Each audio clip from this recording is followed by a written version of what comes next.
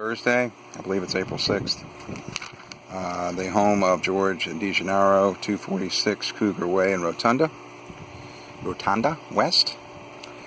We're looking to do, he has an existing pool cage and deck with a dimple pattern, freehand dimple pattern and stain on the existing deck.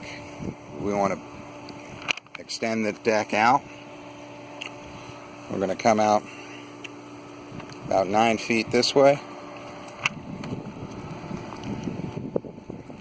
There we go. 9 feet this way, and then 13 feet back to the wall, landing sort of in between the piping for the pool equipment and the window here, and on up. So that slab, and again, it's 13 by 9. And then on the slab, obviously we're going to need a structural footer because we're going to put an enclosure on this. So slab, footer. The slab we're going to try to match the dimple pattern as best we can, match the stain as best we can. I'll make the suggestion to possibly get enough stain to do the entire pool deck so that it all flows over and matches. I'll throw that out to him. In order to get this done, we're going to be ripping out this wall right here, and customer has suggested to just keep, you can see right now there's a flat panel here on the last 2 feet of the overhang, the overhang is 24 inches.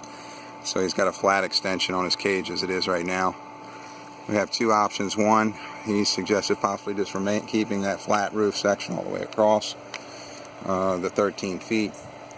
I suggested possibly doing a tear out back to this section right here, and then possibly doing a mansard off of that, so mansard to mansard, or possibly mansard to hip roof. So right now he's got the mansard roof to a flat. I'm thinking like a mansard maybe to a hip, but could be challenges there. But I just wanted to kind of put that out there as an option. This cross beam is slightly less than halfway. So we'll see what we can do with that. He wants to, if we have to do flat roof, we can. And again, I was planning on taking super gutter.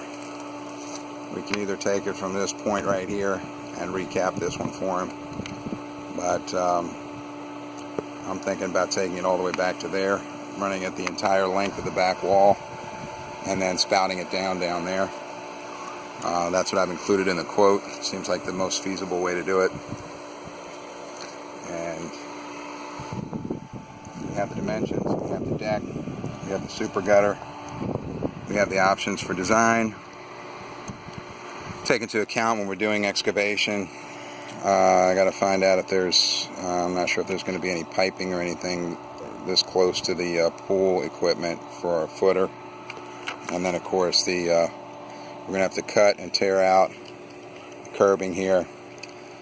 This concrete pad's going to have to go, and he does want a concrete pad on a door pretty much centered on the new wall that's out here on the outside edge, pretty much centered right there.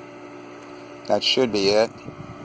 Wall height, if I haven't mentioned it, from ground to the bottom of the drip line is 8 feet, and overhang 24 inches. That should be it. Thanks.